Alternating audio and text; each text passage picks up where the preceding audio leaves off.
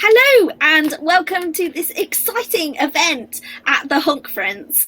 We are looking at structural line copy and proof editing today with the very, very wonderful Nicki Marshall. Nicki was my mentor with the Golden Egg Academy, and I love her and she is amazing. And today she is going to share her pearls of wisdom with us all. Thank you so much for coming along to the Honkference and for being part of this amazing weekend, which has been trending on Twitter, which I'm very excited about. As you know, the Honkference is free for audience members to come and have a watch, either live or later on, because these sessions are all being recorded for you to watch at your leisure. But we are asking if you can to please donate to Seven Stories. There is a little button below, so please make good use of that. And if you haven't seen John Beattie's Seven Stories presentation that happened yesterday, it is well worth having a watch just to see the amazing work that Seven Stories do to help to promote literacy, reading for pleasure, and also they keep a hold of a massive archive of children's writers and illustrators' work, which is free for you to go and look at whenever we can. And I would urge you all to definitely go and have a look at that when the world returns to some kind of normality. During this session, there will be some polls. So Nicki will be asking you some questions and we would like you to interact with them. There is a poll up at the moment asking you a question, so please go and have a look. Please feel free to ask Nicki questions. Please don't do that in the chat feed though. Have the chat feed for talking amongst yourselves. But if you want to ask a question, again, that's down the bottom in the Ask a Question button. We will be pausing about midway through this presentation to answer a couple of questions, and then we will have time at the end. So if there is a question that you like the look of in the question box, please vote it up, because we will be taking them from the top and going for the ones that have been voted for the most. Okay, so I'm going to hand you over to Nicki now. We're going to focus on her presentation and enjoy, everybody. Soak up all this brilliant wisdom. And thank you so much to Nicki for being with us. Thank you so much for having me, Annalise. It's really, really exciting to be here as part of what an amazing weekend. I mean, it's just been fantastic so far. I'm delighted to be part of it, and lovely that you're here with me, Annalise. It makes it really special, actually. Thank you so much. Hi, everyone. It's really lovely to be with you here today to talk about editing, my favourite thing. Well, books kind of are my favourite thing too, but that's the same for all of us, isn't it? So I don't know how many of you know, I can see some people that I know here. Hello, everybody. But a lot of you won't know who I am and why I should be talking about editing. So I thought maybe I'd start a little bit with that. I've been publishing for 25 years, and I've been specialising in children's fiction for about the last 14, 15. I worked for many companies in London, and for 6 years I worked at Chicken House with Barry Cunningham and Imogen Cooper, and obviously worked with loads of their amazing editors and writers, and everybody's just been amazing working with them. And now I'm a freelance children's fiction editor, and I work with various different companies. And of course, I'm a mentor at the Golden Egg Academy, which is just amazing. And that's how I know Annalise. And it's just a really wonderful experience to be able to help writers to get the best out of their books, and that's what I'm trying to do. So what I'm going to talk about today is about all these different kinds of editing, because I've worked in publishing and I've worked with writers who just want to write, and they don't know about the publishing industry, and you might have heard some of these terms being winging around you and not quite sure exactly what they mean. And actually, for a children's novel, all the stages of editing are really important. And I think if you can understand sort of how in the industry we talk about all these different stages of editing, that will help you to kind of work out the kind of edits that you need to do. So basically, why is editing important? It's really interesting to understand the terms. It's something that editing is something that ensures your manuscript is strong, powerful, and effective, and it reaches the reader, and it engages the reader emotionally, and it's all these kinds of things that we'll be talking about today. So before we begin, my first question to you all, have you ever tried an edit and not really understood where to start or what it is you're trying to achieve? What are your responses to that one? So they're pretty much 50-50 at the moment, actually. There's of them saying yes, they did know where to start, or no, they were a bit confused. So yeah, it's bang on 50-50 now. Someone's had a vote. So, yeah, that's brilliant. It's great that a lot of you are kind of feeling that you know a lot about what you're or at least what you're trying to achieve, which is great. It's a really great place to start. Let's move on. Yeah, somebody's asking about the buzzing. So Nicki's laptop is the fan's going. So we're just going to have to pretend that it's a lovely sunny afternoon and somebody's doing the lawn mowing outside. Sorry, everybody. I didn't pick up on it. It's a little gentle hum, so it will be fine. Hopefully it'll calm down in a minute. It's just been working hard recently. Okay. So as it says here, write without fear, edit without mercy. It really is a crucial part of being a writer. And I think that's what we all need to remember. So let's move on. Oh, no, I'm going to go back. Hang on, I'm going backwards now. This is very weird. Sorry, it's going backwards. It's going backwards. Do you want to try and exit and then reload the screen show, because it's browsing screen by screen. So if you just exit out on your PowerPoint and no, that's closing it. If you just press, can you just press escape? Will that allow you to exit out? Let's try that. Sorry, everybody. It's very strange. And then if we go from beginning again, and then if you just toggle through. May work. Let's go. We're all learning new technology in this wonderful time. Slideshow. Yeah. Beginning. Okay. We'll try again. Let's go. There we go. There we go. Sorry, everybody. Technology. As an editor, I'm very good with kind of words and like paper and pen and that sort of thing, but computers. Right, we're all learning. Yeah, we're all learning, exactly. Why is editing important? It's to engage and excite, isn't it? It's all these things that you can see written down here. It's about reaching the reader. To reach the reader, you need to be able to think like your reader, and that's one of the most important things that we talk about all the time at Golden Egg. It's about learning to see your work objectively. Because you've created this amazing world and these amazing characters, and you know it deep down, but it's about bringing out what's in the text, what you want to say to the reader, and making it come alive on the page, so the reader can pick up all those really important points and that wonderful kind of emotional journey that you're going to take them on. And it's interesting, it's an interesting skill to have. Even if you choose to use the services of a professional editor, a bit like myself. Actually understanding what you're asking of that editor, understanding the stages that the manuscript goes through in order to reach the point where you feel it's ready for submission and an agent and publisher will want to read it is really important. So it's vital to understand what you want from a professional editor as well. And obviously as a professional, they'll use certain terminology. So that's what we're going to talk about initially today. So let's see if we can move on to the next one. My little toggle. So, structural editing. Now, this is sometimes called developmental editing as well. It's the most complex and comprehensive stage because there are various different types of edit that go into the structural edit. It's not kind of one edit on its own.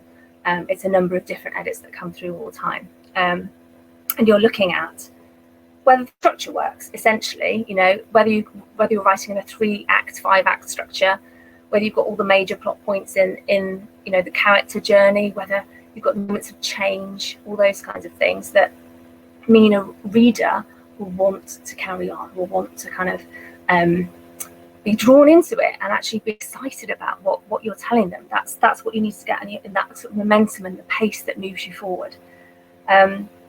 And it's called developmental editing sometimes, because actually you're fleshing out once you've got that kind of the backbone of the structure, you've got those plot points in the right places, and you can see the journey that the character makes through the story, then you can start to flesh out. You can add that texture, the detail of the world, the different threads that run alongside it, and kind of flesh around the backbone to make it something that's a really wonderfully rich and exciting novel to read. And it's also where you start to understand what you've written yourself. It's a really interesting time, because as a writer, you kind of know what you want this to be about, and you know what you want to say generally. And it's about understanding whether that's coming out on the page, what it is that actually shines out from the page. It might not be what you're expecting, and somebody else who's looking at it might not see what you thought you'd written, but actually they see something different, or see different qualities and different themes and different concepts that are coming out more strongly. And as you've written, maybe a character has become much more important than you thought they were when you first started writing. And it's being able to look at all those different elements and work out what is important to this story, what the story really is, and what you want it to be, what you want the reader to take from it. So it's all those different things. So it's lots of different, it's a sort of short term for a huge amount of different kinds of edits and different ways to look at your manuscript. And we'll come into it a little bit more detail later on. But that's structural editing. So line editing, this is a term you may have heard.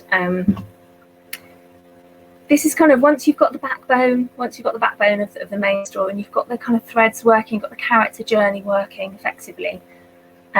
This is about actually how your prose sounds, how it works on the page, the tone of it, the themes that are coming through it, how the paragraphs work together. It's about making every word count. It's about looking at every line and saying, is that the right word? Is that the right phrase? Am I allowing the reader to see what's really happening here? See what the character is really thinking here?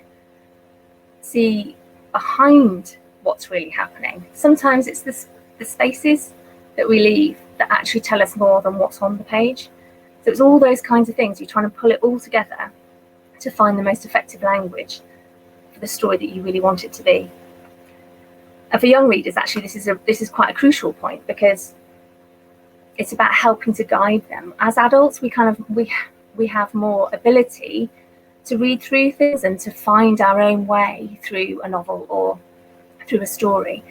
But for younger readers, it's, we need to help guide them. So the choice of words is really crucial. It's kind of a word that will work for them in their age range, their genre, whatever it is that, it's thinking about those kinds of specifics at this stage, to make it really work for themselves. And it's about helping a reader recognize themselves on the page. It's bringing forward that voice that these readers can connect with, and making that sing on the page. So that's the line editing stage. Actually, it's not about. I was thinking about, it's not with writing for children. It's not about using the simplest words at all. Actually, children are very resilient, and they're actually open, and they want to be involved, and they want to dive in to something that stretches them, that makes them really excited. And actually, if you use the right word in the right context, they could learn a number of different words that they would never have known before, but they completely understand what you mean. They completely understand what's happening and why that word is the crucial word. So it broadens their confidence, and which is just amazing, because that's what we really want books to do, isn't it? So it's a really crucial stage of editing, actually. So always good to spending time kind of refining, honing, clarifying, defining actually what it is that you want to be saying, and how you want to say it, how you're trying to communicate with the reader.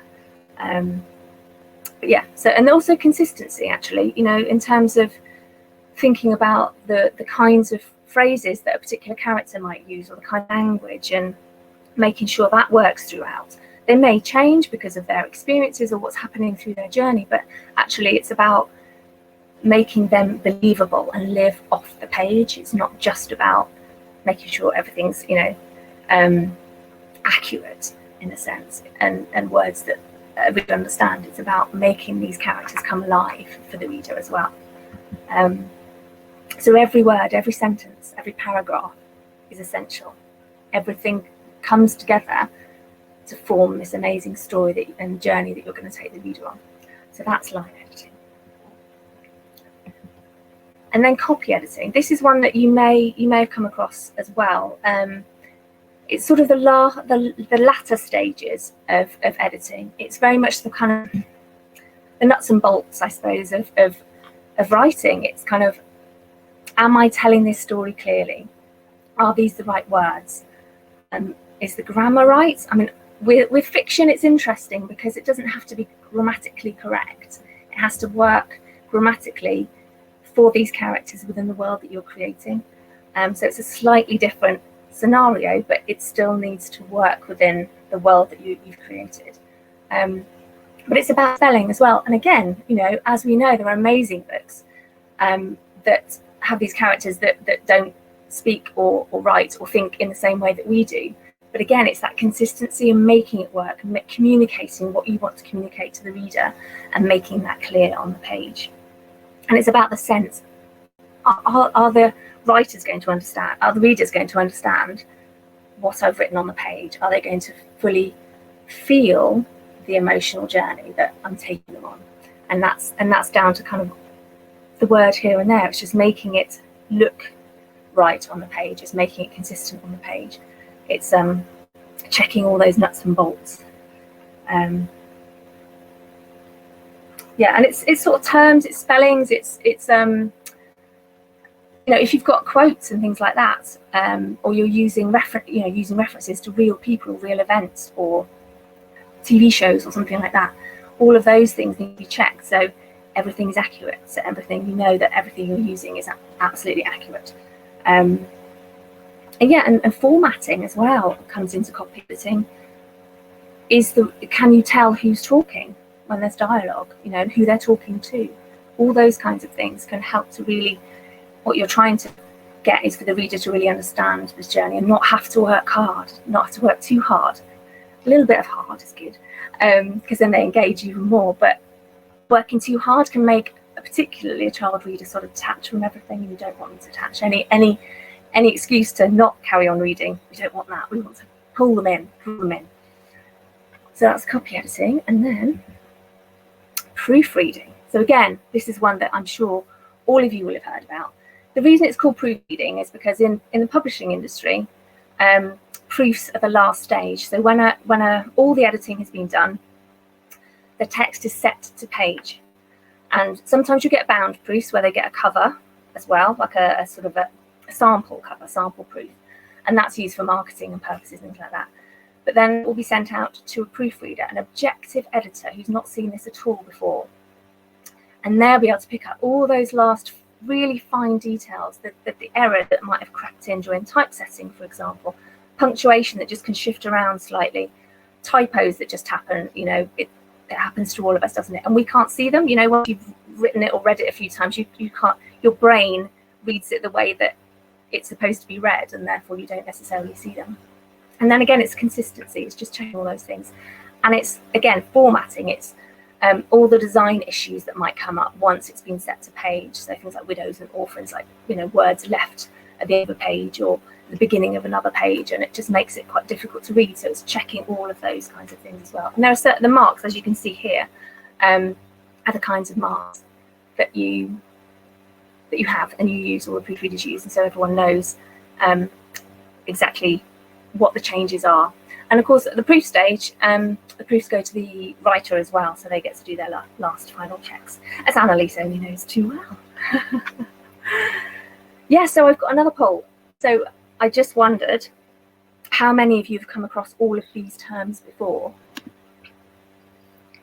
So the poll's been up for a few minutes, and most people are saying that they have heard of the terms before. So it'd be interesting to find out if they had a clear idea of what the terms meant, and how to apply them. And I thought what was really interesting that it was coming across from your presentation, Nicki, was the idea of clarity.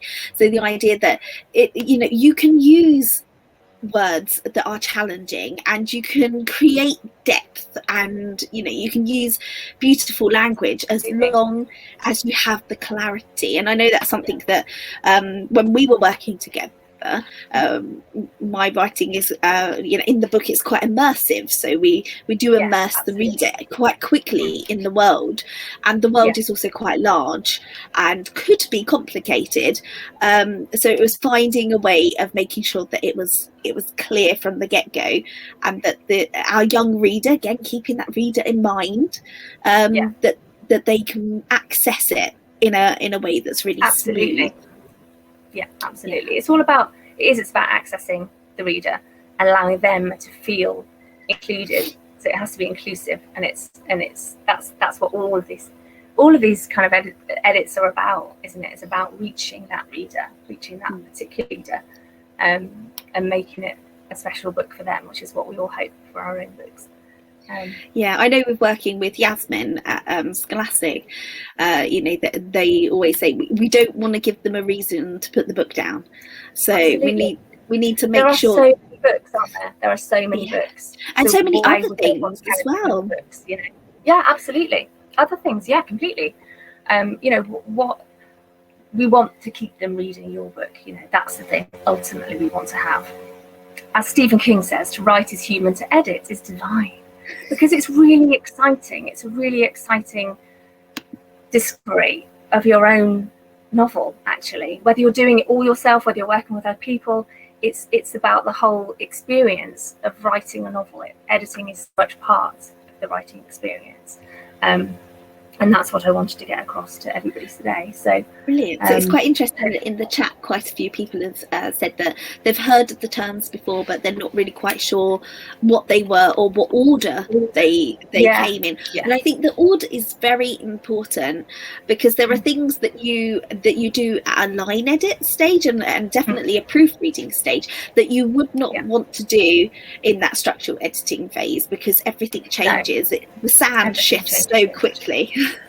Yeah, absolutely. It's all about looking at each part in its turn, because so much, as you say, depends on the previous edits, and we'll talk about that a little bit later. But it's very much don't try to tinker with the words until you've got that backbone right, and then until you flesh things out a little bit, and you build it that way. So actually, there was a quote, I don't think I put it in here actually, but it's about editing is about almost like binning your manuscripts and starting again, but building up really slowly, or something like that. And it's kind of like that. Sometimes it feels like that, and I know Annalise has felt that. I've done it. I've binned it several times and restarted. Exactly. I know. This is it, and you don't have to do that. It's not about that at all. But it's just about giving yourself that objectivity that allows you to look at your text in that level now. And it's really exciting. I hope you're excited about it too. It's an exciting process. It is, yeah. I mean, I'm talking a little bit more about structural editing just because it encompasses so many different things, and there are so many different levels of edit within this level of editing. Like I said, I mentioned a bit earlier, but it's about the shape of the whole structure. It's about whether you've got a great inciting incident, whether you've got a brilliant midpoint, whether there's which is a major turning point in the novel, the midpoint, kind of around the midpoint, and then it's sort of building up to a climax, and then a great resolution. It's those clear turning points that we want to get, that sense of momentum through the story. And in the same way, it's the characters' goals and journey that affect whether this structure works. Do we understand what they want? Do we understand what they need, which they might not yet understand? But actually, that's what ends up being what they get in the end. So it might not be that they get what they want, but actually they get what they really need. And if you're able to show that early enough, if you have those moments of change throughout, then the climax you get, what's getting in the way? Who's getting in the way? Is there something? Is there an antagonist, a particular villain? Or is it society? Is it themselves that's getting in the way? There needs to be that sort of sense of the threat, the peril, the something that's just trying to stop them doing what they really want to do, whether they end up getting what they want or whether they get what they need, which is ultimately the best resolution for them, is up to you and your story. But that's the kind of the overall arc that we want to get throughout the whole novel. And the character needs to change, particularly in children's fiction. It's interesting. I mean, it's slightly different for adult fiction. For children's fiction, it's about, we want to give them hope, don't we? And it's about giving the children the voice and the strength to go and do what needs to be done. And actually, that, you know, sometimes the adults are wrong, actually, and the child can make a difference. They can have the agency. They can do what they need to do. They can change things for themselves. They can change things for other people too. And that's really exciting in children's fiction. And it's about young people changing the world, because ultimately it's going to be their world anyway. I mean, this is their world now, but they will be taking over the world. And if they feel that confidence in themselves, if they feel that possibility and that hope, then I think we've all done our job, haven't we? That's probably what we're all writing for. I think writing children's fiction for, anyway.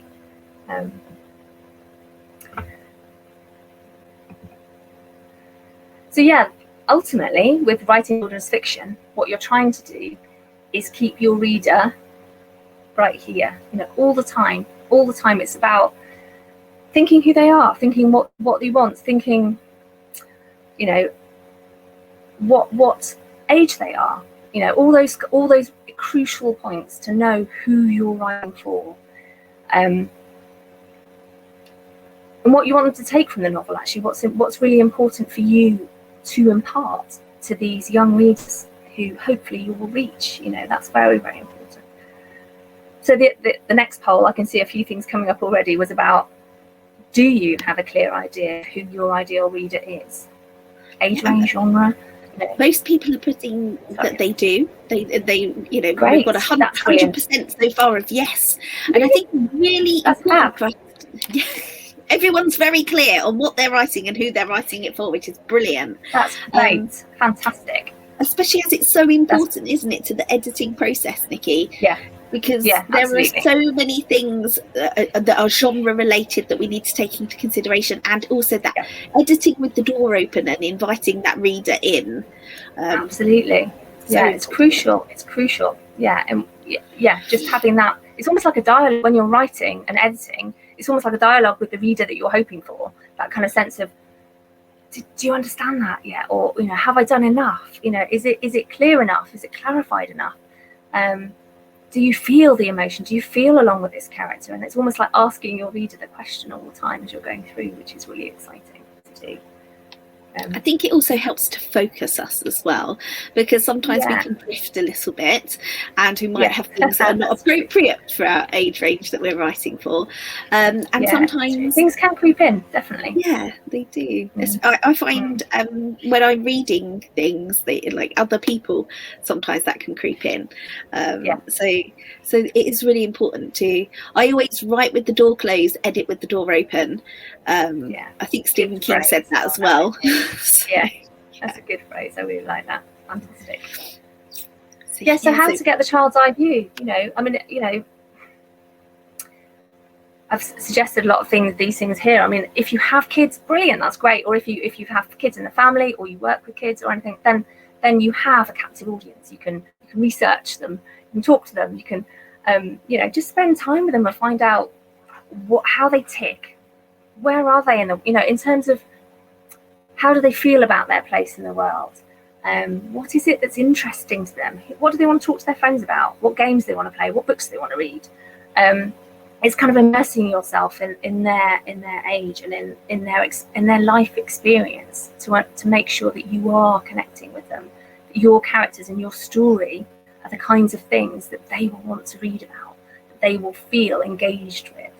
And I mean, talking to children is great. We talked about this the other day, actually, and it was, you know, 7 Up, that documentary series that was on, I don't know, 90s, or I think it stopped a couple of years ago, but that's great if you can find that one. And it's looking at all the ages. Look at child development, you know, at which age do all these different changes take place in terms of social communication, cognitive abilities, all those kinds of things that actually can really affect what feels authentic for your character in the novel. And if you're thinking about the reader and kind of where they are in all that developmental stage, then it's very much you're in tune with them, and you can see how your character and his or her journey will connect with where the reader is at. And it's really, really important. And yes, just read. I just say it all the time because it's the best way. Read in your genre and age range, read around, read everything. See what works, what doesn't work, what you like, what you think doesn't quite work, how you connect with that particular story or that film or whatever it is you just read. It's just the best thing ever. And actually, as an aside, just to think, I know some writers feel a bit worried about reading too much, particularly in the same genre, and thinking they're going to take on too much of somebody else's work. And you won't. Don't worry, you really won't. Even if the same concept, two writers were writing the same concept, they would do a completely different thing with it, because your experience and your perceptions are so different that you'll end up writing something that's so vastly different that you wouldn't probably recognize it as the same thing. But it's just really, it's a great way of understanding what you feel works in other stories and helping to work that into your own. It's a really exciting opportunity. So read.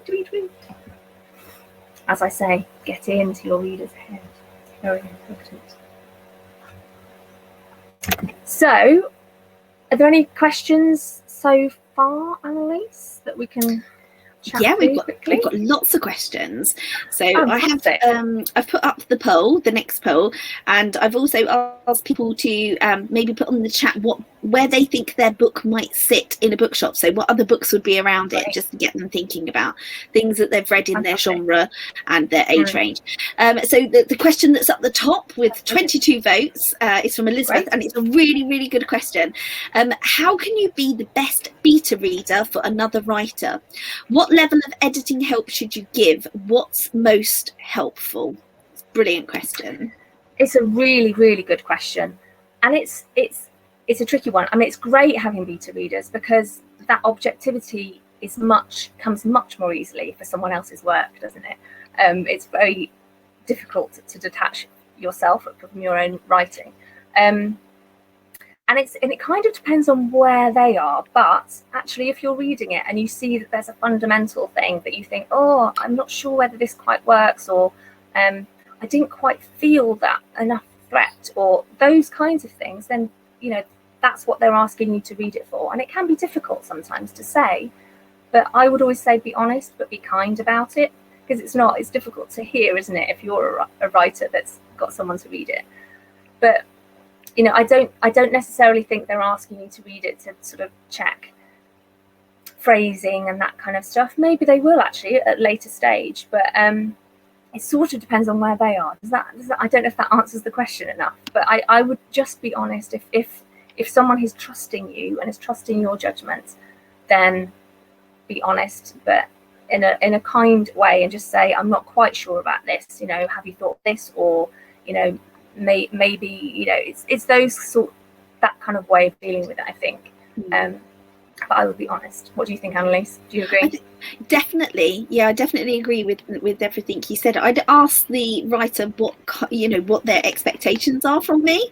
So yes, that's true. Yeah. What would you like me to do? Would you like me to pick out punctuation, or are you not at that stage yet? So ask them where they are and what they want. The terms. Yeah, definitely. Do they want do they want you to look at it from a structure point of view? And then as I'm reading it, I'd pay attention to things like, when do I get a little bit bored? How am I feeling about this? Try to read it as the reader rather than as the writer. And then like you said, don't do it kindly. Maybe don't even tell them how to fix it, because it isn't your book. Yeah. So just tell them, like you said, emotion.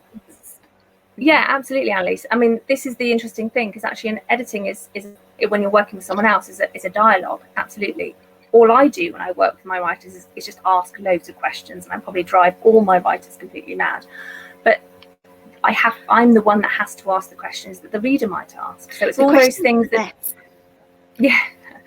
but it's all those things that feel slightly woolly, like Annalise was saying. And you're not quite sure what they mean, or it doesn't sit right with that particular character. Why are they suddenly doing that? Or, it's those sorts of things. And absolutely, it's about where the writer is on their journey, what they're expecting from your read.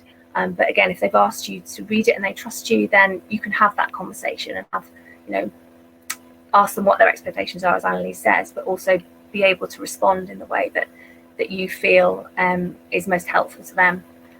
As Annalise says, definitely try and do it from a reader point of view. So if you're reading lots as well of other stuff and all around, different genres and different age ranges or whatever, and you start to look at those books in that kind of way, then when you're looking at a writer's work for a beta read, then you can apply those same principles, which is great. Fabulous. Have we got time for another question? Yeah, I have no idea what time it is. I forgot to bring my clock in here. We've got 25 minutes until we're done. I'll whiz through the last. Okay, let's have one more question then, because I think this one will be really helpful for everybody, and then we'll do more questions at the end. In what order do you suggest we should tackle the layers of line editing? Should we go through the whole manuscript with each layer first, or work in chapters or sections or blocks? It's such an individual process. In some ways, I quite like to do a layer at a time and look at certain things, but it might be as you go through. It's difficult in terms of what you're thinking of, actually. With things like phrasing and repetition and things like that, it's really useful to go through the whole thing, because then you will pick up those repetitions easily. If you're reading it all in kind of one go or over the course of a few days or something in that kind of detail, it's easier for you to pick up things like that and phrases that just don't be true. But on other specifics, doing it chapter by chapter can be really helpful as well, because then you're concentrating on making every word count. So there's two different ways of doing it, really, and actually two different things, I suppose, essentially. If you're trying to do the kind of cutting out as much as you can in terms of let's get rid of anything that's getting in the way, you can do it as a chapter by chapter or act by act maybe, or in thirds. So you really kind of hone down and you're really looking at the detail as you go through. And then once you've done that, potentially have a sweep through, read through, and then see if those phrases or those words are coming up. That's slight repetition, there's something that's slightly uncomfortable, or it's not quite the right word, or the rhythm feels slightly off once you've cut bits out, because things do change once you've done a line edit and you're refining those sentences and you're refining each chapter and making sure that each chapter is moving you forward. Then sometimes the rhythm's slightly off or the tone feels slightly shifted around. And those are things you can do when you do a full read afterwards. So a number of different types of edit, and I don't know if that helps. Yeah, no, it definitely helps. I think, like you said right at the beginning, it depends on what works best for you and the way that you work. And also it's good to have all of these different tools that we can use when we're, when we're approaching a manuscript, which is brilliant. Yeah, thank you. Definitely. No, it's a pleasure. So I'll answer more questions at the end, I promise. Let's move on. So this is the crucial bit. So learning how to edit your own work. It's really difficult, because you have created this amazing world and these amazing characters, and you know everything about them, I would imagine. Therefore, you kind of know if something isn't on the page, you wouldn't necessarily see it, because you already know what's happened 2 weeks before the book starts. It's how to get that across to the reader, how to move it, to allow the reader into your mind, in a sense, to what you know about your novel. And it's all about going through the various stages of edit yourself. So again, as I said, read other books. It's just all important. Think about how they work. Think about whether a character kind of sits well with you, or when you start getting engaged in something, was it immediately? Were you kind of hooked right from the beginning and then it just carried you through? Or did it take that little bit of time for you to really feel comfortable with where this world was or who this character was? Why might that be? It's kind of looking at things at that level. And watching films, story is story in all forms, and it's being able to kind of dissect what matters in a story, what those essential elements are that can help you with your own novel. So you can see, how have I got all those stages in the story that I need to have in order for the reader to feel that journey moving and progressing, to feel that peril, to feel that threat.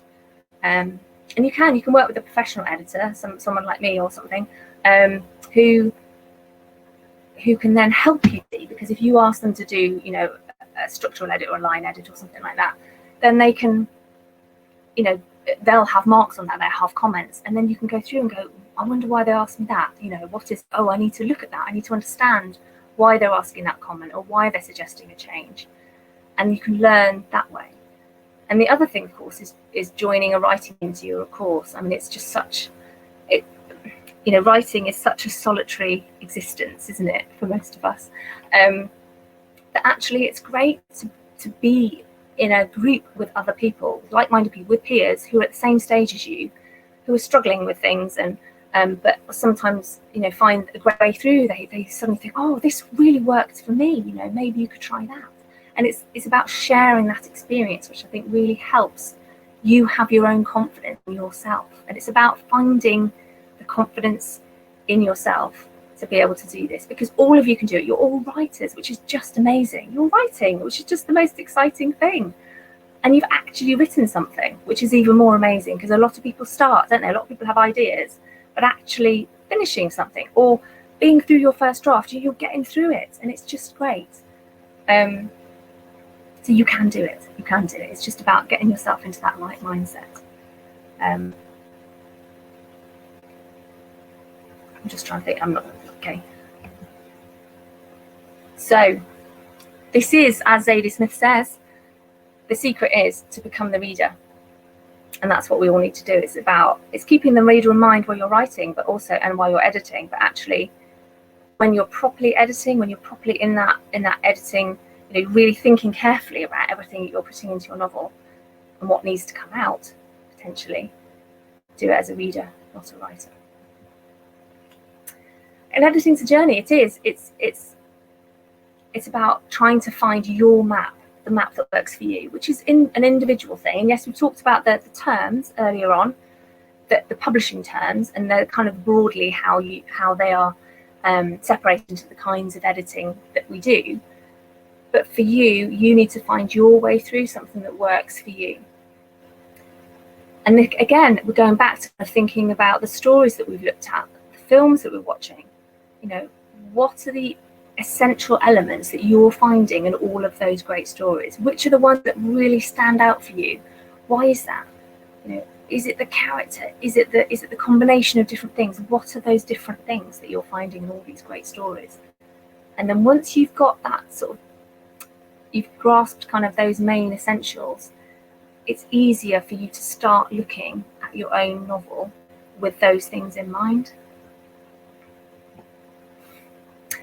So it's about relating all the essentials to your work. So we've got a poll here as well. Yeah, it's really, I mean, these are, I'm not going to go through them all separately, but these are all the things that we need to think about.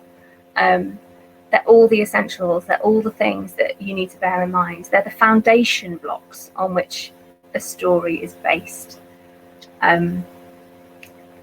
And every writer needs to understand them in order to understand why a story is exciting, dynamic, engaging, you know, why it pulls you through, why it gets you in the gut, you know, when you're reading it, that kind of emotional, you know, draw that you really want to get with the reader.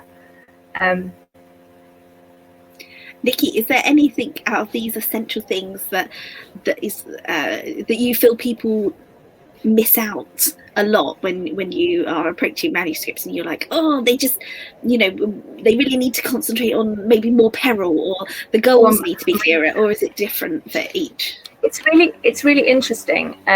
Peril is a massive thing, actually, and actually even in a novel that isn't essentially scary, or, you know, that sort of level of excitement or whatever, there still needs to be some peril, there needs to be some threat, there needs to be some reason why this main character is struggling to get what it's that struggle, it's that wanting to get somewhere and something is thwarting them, it's getting in their way, whatever that might be. That's where the drama is, that's where the story is, and that's really the most exciting thing. That's the most important thing, I would say, as an editor, but also as a reader. I mean, that's what I want to read. I don't know about you guys, but that's what I want to read. And it doesn't have to be a big kind of, oh, someone's going to be killed or whatever it is. It's just something, you know, and it could, as I said earlier, it could be the main character themselves is getting in their own way of doing something or getting what they need. And I think that's a really crucial point, I think, out of all of those ones. Don't know if you agree, Annalise. Definitely, yes. Peril is so important for escalating plot, but obviously we want character-driven peril. So we want things should happen because a character has made choices or something has happened to a character. Yes, I do. I don't like it when things just happen out of the blue. It needs to be some foreshadowing, there needs to be some clues, there needs to be some this kind of tension building. Oh, something's happening, what's happening? You know, it's that sort of, that to get that kind of emotional impact and to draw the reader in. It's really exciting, isn't it? And it's another good reason why earlier you said make sure you're reading widely and wildly as well, and so that you can take that in, and because you can feel the things that you get excited about, and you can feel when you're disappointed in a book because perhaps they didn't take it up properly. So learn from both. Learn from when you're feeling totally absorbed in a book, and learn from when you're feeling a little bit disappointed. It's kind of what doesn't work, that's so important, isn't it? Understanding why something doesn't work, or why you're suddenly thrown out of a book, you're suddenly detached from it, and what was it that took me away from that? Maybe when you were completely engaged in it, there's something that's not quite right, and it's learning about those points as well, which is part of your little map that you need to try and get, so you can take that with you on your editing journey. Yeah, definitely. Well, most people in the poll have said they said that they think that their manuscript contains the essential elements for a great story. So we're 68% yes, 31% not quite sure they've got everything. So it's a good 2/3. That's brilliant. And actually, and the ones that don't feel they have it, I mean, that's great to hear that you feel that, there's more that I can do, there's more that I can go back and just check on, and that's great. And the ones that are, can't wait, if you've got all that, then brilliant, you're so on your way, it's great, and I want to read them all, but don't send them to me because I haven't got time. I'd love to. I haven't got time at the moment anyway. Well, talking of time, we've got about 12 minutes, so just because you said you don't have a clock. Whiz through the rest. So I'm just going to go back a little bit over the structural edit that we talked about before. It's about bringing it to your novel now. So this is very much about looking at all the layers. It's peeling things back. It's paring things back. You can think of it as a sculpture that's underneath this kind of block of wood, or that you're kind of slowly revealing. Or it's this peeling the onion, and you'll get into the heart of the onion, you get into the heart of the story, and that's really what you want to do. And the deeper you go, the better and richer the text will become, and the more powerful and the more emotional it will feel for the reader. It's always an exciting one. And refining through the line edit, it's about thinking about once the structure is in place, it's thinking about every word is essential. Every line, every paragraph has a meaning and a purpose, and it moves the story forward. It gives you a background for the character, it gives you texture, it gives you that essential movement through a story from beginning to end, and that sense of the what am I trying to say? The resolution at the end. So you've got that whole feel through, and as I said earlier, it's about things that aren't on the page as much as things that are on the page. So really think carefully about, do I need all of that? Or actually, if I take that out, will it be more meaningful? Will it be more emotional for a reader? Because they'll be like, there's a sense of things not being said as well as things being said. It's a really interesting thing to play with. And then, of course, the essential, I'm going through and it's lost it again. I don't know why it's lost it again. But then we've got the copy edit, which is the final thing. I can't find the copy edit. Don't know where it's gone. It's disappeared on my slides. Don't know why that happens. It's very weird. Or maybe I just with my trigger finger too quick. Yeah. So the copy edit is this is really important actually, and this will be the last stage in publishing house before the proofs get made. But when you're doing it for yourself, and if you're wanting to submit to agents and publishers, check, and check, because it can be crucial actually. You know, if you care enough about your novel to really have gone through it, to do that finer detail, to check the grammar, to check the spelling, to check that it looks right, formats on the page, you know, it's whatever is double spaced if that's what the agent or publisher is asking for. All those kinds of things can really make a difference. And when an agent or publisher is reading it, they're like, this person really cares, and therefore I care about it too. You know, they want to care about it because you've cared about it too. So I'm just flicking through, final polish. Okay, so the writing and editing journey, you know, there are so many stages in the edits, and it can feel really daunting, and depending on where you are in the journey, it can feel kind of like, oh, there's so much still to do. It doesn't have to take forever at all.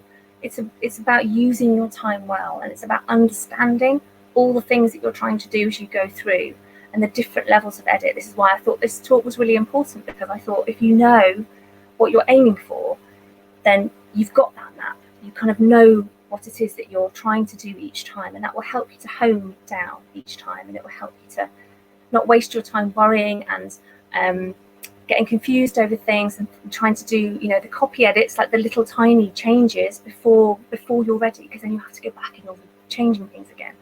So it's all about enjoying the journey that you're on with it, and really wanting to make your book as exciting and dynamic and as powerful and as engaging as it can possibly be.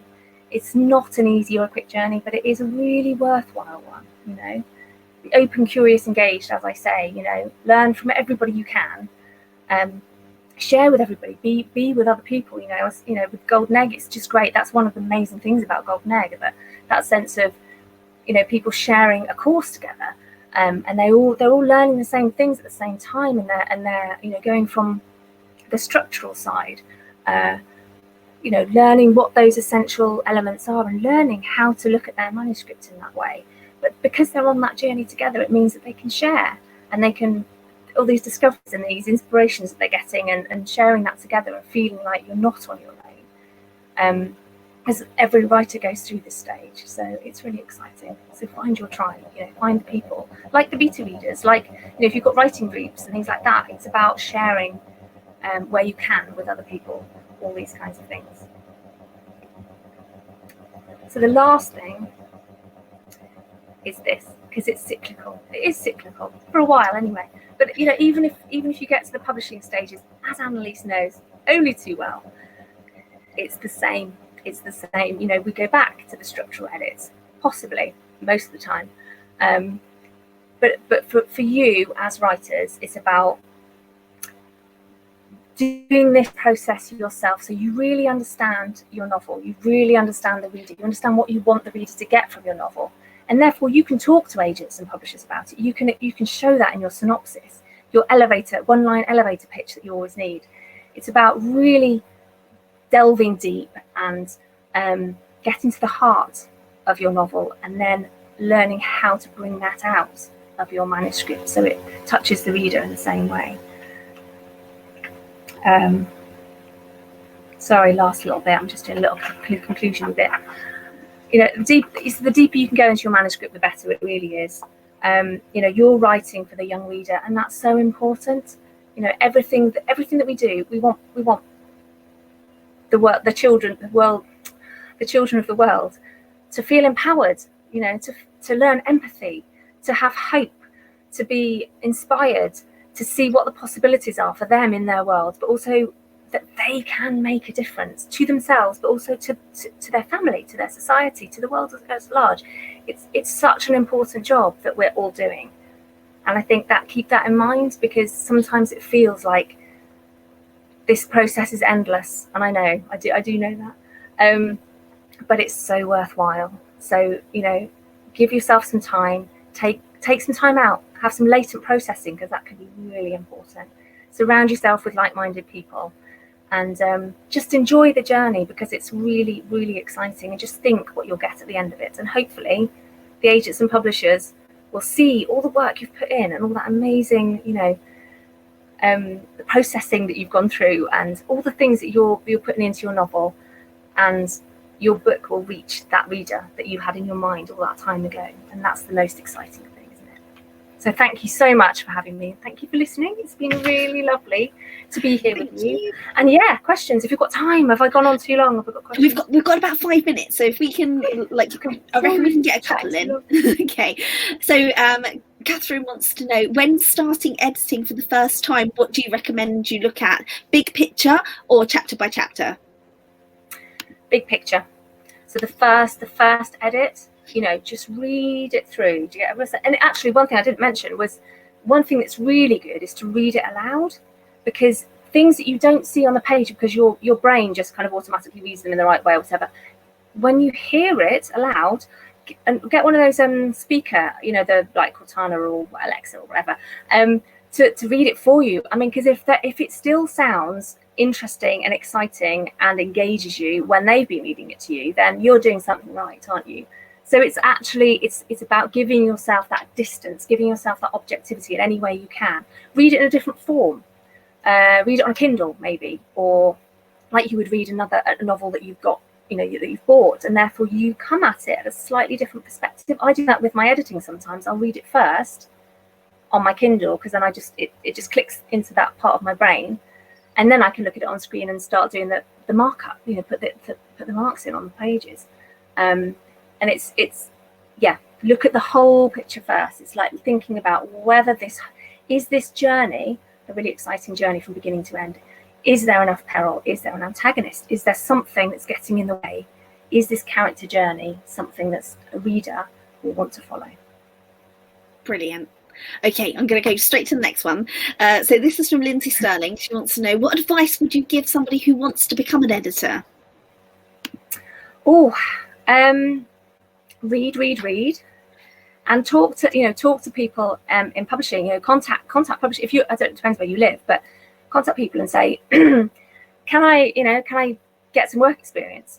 Can I help out with something you're doing? Can I look over your shoulder? If you're a writer as well, maybe get a professional editor to look at your novel initially, and you can get a sense of kind of the kinds of things that they're trying to look at and why they're trying to look at it. But it's all to do with experience. I mean, there are courses that you can do. And obviously Golden Egg did one a few years ago. I don't know if one may happen again at some point in the future, we'll see. But there are places you can go to do courses too. But it's reading, and then it's trying to think about in this way that you have to do for your own novel. Look at things that work and don't work. Look at all the stories. Look at stories in art form as well. Try and decipher what it is that makes stories important. And then you can start to see how little changes can be made. You'll see where things aren't quite working, and it's just to do with experience. I mean, I didn't have training as an editor. I did dance and drama to begin with, a bit like Imogen actually. She did dance and she did drama. But it's about stories, isn't it? It's all about stories, and it's about finding a way. Then I realised actually books, it had to be books, and it's all about the stories. So yeah, but there's lots of training available if you're interested in that. But just ask a publisher for some experience, and I'm sure they'd be happy. Fabulous. We've come to the end of our session. We could have easily have had a whole day on this, Nicki. I know. I did think about that when I was doing my talk. I was like, that's quite a lot to fit into an hour. But it's just wonderful to have an overview of the different processes that we do go through in our writing. And we often, as writers, think that writing the book is the most important thing, but actually it's the editing, the endless editing. I know somebody put endless in the chat earlier, and they are so right. I know it feels like that sometimes. Yes, yeah, it can feel like that, but it's so rewarding when you get near that end, because wherever that is, it's like an event horizon, never actually appears. Anyway, it is so satisfying, and that feeling of knowing that you've achieved something, that you've written something of worth and of value that's going to go into the world, and children are going to read, and as Nicki said earlier, they're going to gain hope from it, and they're going to gain encouragement, and that's what we're all doing it for. So thank you so much, Nicki, for coming to the conference. Pleasure. Good luck everyone on your writing journeys and your editing journeys too. And remember, writing is editing. Writing is editing. Absolutely, all the way through. Excellent. I just want to say a quick thank you to our admins that we've had today, working in the background and looking after the chat and things. And that's Elizabeth and Debbie. And a huge thank you so much, Debbie. Yeah, but our volunteers have helped to put on the conference, and they've done it, all and stepped up, and it has been amazing. So thank you ever so much, and thank you to everybody who has joined us. As soon as I end this session, it will be available for you to watch again, and I feel this is one that we're all going to need to rewatch a couple of times to get that editing process down in our heads. So thank you so much, Nicki, and thank you everybody. Absolute pleasure. Really love to have you all here. Good luck. Take care. Bye.